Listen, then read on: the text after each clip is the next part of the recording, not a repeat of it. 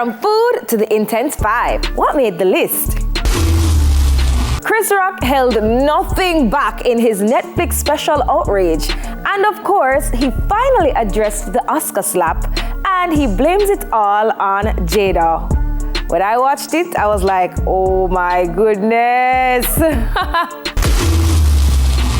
Beanie Man helps out the family of the house that burnt down in Standpipe through his foundation. Good job, Moses. Cargo was arrested recently for allegedly drawing his firearm at a family member. He went live a few days after saying nothing no go so. One thing we know, the truth will come out.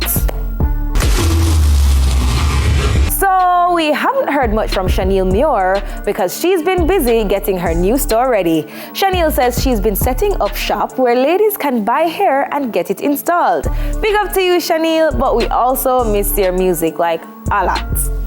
And finally holding the spot this week, Skeng is the first dancehall artist signed to Nicki Minaj's new label. She hasn't released the label name just yet, but as she does, we'll tell you. Congrats, Skeng! That's it for the Intense 5 tonight. Make sure you follow us on IG for all that's hot in entertainment.